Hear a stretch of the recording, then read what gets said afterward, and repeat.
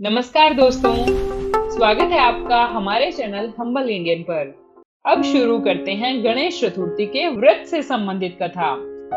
एक बार की बात है, महादेव जी माता पार्वती के साथ नर्मदा नदी के तट पर गए थे।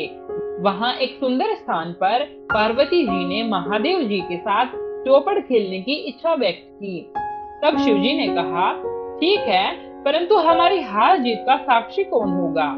पार्वती ने तत्काल वहां की घास के तिनके बटोर कर एक पुतला बनाया और उसमें प्राण प्रतिष्ठा करके उससे कहा, बेटा, हम चौपड़ खेलना चाहते हैं, किंतु यहाँ हार जीत का साक्षी कोई नहीं है।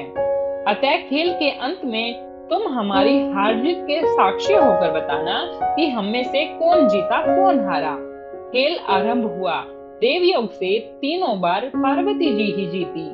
जब अंत में बालक से हार जीत का निर्णय कराया गया तो उसने महादेव जी को विजयी बताया। परिणामतः पार्वती जी ने क्रोधित होकर उसे एक पांव से लंगड़ा होने और वहां के कीचड़ में पड़ा रहकर दुख भोगने का श्राप दे दिया। बालक ने विनम्रता पूर्वक कहा, माँ, मुझसे अज्ञानवश ऐसा हो गया है। मैंने किसी कुटिलता या द्वेष के कारण ऐसा नहीं किया। मुझे क्षमा करें तथा श्राप से मुक्ति का उपाय बताएं। तब ममता रूपी माँ को उस पर दया आ गई और माता पार्वती बोली, यहाँ नाग कन्याएं गणेश पूजन करने आएंगी। उनके उपदेश से तुम गणेश व्रत करके मुझे प्राप्त करोगे। इतना कहकर वे कैलाश पर्वत चली गई। एक वर्ष के बाद श्रावण मास में वहां नाग कन्याएं गणेश पूजन के लिए आई। नाग कन्याओं ने गणेश व्रत करके उस बालक को भी व्रत की विधि बताई। तत्पश्चात बालक ने 21 दिन तक श्री गणेश जी का व्रत किया। तब गणेश जी ने उसे दर्शन देकर कहा, मैं तुम्हारे व्रत से प्रसन्न हूँ, मांगो क्या मांगते हो?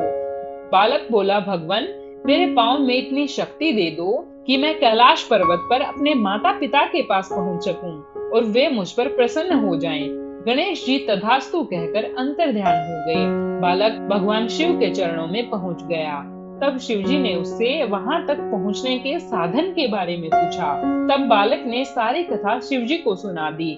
उधर जिस दिन शिवजी और पार्वती नर्मदा नदी के किनारे चौपड़ खेल रहे थे, उसी दिन से अप्रसन्न होकर पार्वती जी शिवजी से भी विमुख हो गई थी। तदुपरांत भगवान शंकर ने भी बालक की तरह 21 दिन पर्यंत श्री गणेश का व्रत किया, जिसके प्रभाव से पार्वती जी के मन में स्वयं महादेव जी से मिलने की इच्छा जागृत हुई। वे शीघ्र ही कैलाश पर्वत पर आ पहुंची। वहां पहुंचकर पार्वती जी ने शिव जी से पूछा, भगवान, आपने ऐसा कौन सा उपाय किया जिसके फल स्वरूप मैं आपके पास भागी भागी आ गई हूँ? शिव जी ने गणेश व्रत का इतिहास उनसे कह दिया। तब पार्वती जी ने अपने पुत्र कार्तिकेय से मिलने की इच्छा से 21 दिन पर्यंत 21-21 की संख्या में दुर्वा, पुष्प तथा लड्डुओं से गणेश जी का पूजन किया।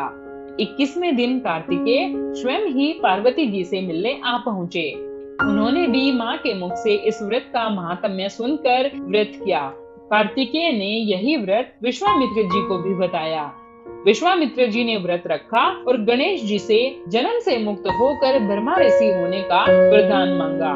गणेश जी ने उनकी मनोकामना पूर्ण की। ऐसे ही हैं श्री गणेश जी, जो सबकी मनोकामनाएं पूरी करते हैं। तभी से गणेश चतुर्थी के दिन व्रत रखने की परंपरा शुरू हुई।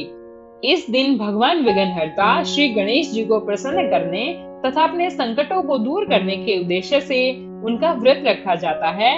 इस तरह से गणेश चतुर्थी व्रत कथा का यही समापन होता है। अब शुरू करते हैं गणेश जी के व्रत के महात्म्य की एक और कथा।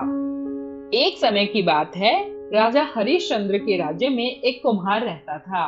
वह मिट्टी के बर्तन बनाता था, लेकिन वे हमेशा कच्चे ही रहते थे। इस समस्या का समाधान खोजने के लिए उन्होंने एक पुजारी की सलाह ली और पुजारी ने कहा कि मिट्टी के बर्तनों के साथ एक युवा लड़के को आमा के अंदर रख दो। कुम्हार ने इसका पालन किया और मिट्टी के बर्तनों के साथ एक युवा लड़के को आमा के अंदर रख दिया। उस दिन संकष्टी चतुर्थी थी। बच्चे की माँ अपने बेटे की भलाई के लिए बहुत ही चिंतित थी और उसने भगवान श्री गणेश से प्रार्थना की। अगली सुबह कुम्हार को पता चला कि उसके बर्तन तो आमा में पक गए हैं, लेकिन बच्चे का बाल विवाह का नहीं हुआ है। वह भय के कारण दरबार में पहुंचा और सारी घटना बताई। परिणाम स्वरूप राजा ने बच्चे और उसकी मां को बुलाया, जिन्होंने बाधाओं को दूर करने में संकष्टी चतुर्थी के महत्व को समझाया। इस घटना के बाद महिलाओं ने अपने बच्चों और परिवार की समृद्धि और कल्याण के लिए संकट चौथ का व्रत करना शुरू कर दिया। ऐसा माना जाता है कि गणेश चतुर्थी व्रत कथा के जरिए गणपति जी को प्रसन्न किया जा सकता है और सच्चे मन से उनका उपवास करने से मनोकामनाएं शीघ्र ही पूरी हो जाती हैं। भाद्रपद मास के कृष्ण पक्ष की चतुर्थी से प्रारंभ करके प्रत्येक मास के कृष्ण पक्ष की चंद्रोदय व्यापिनी चतुर्थी के दिन व्रत करने पर विघ्नेश्वर गणेश प्रसन्न होकर समस्त विघ्न और संकट दूर कर देते हैं। ओम श्री गणेशाय नमः।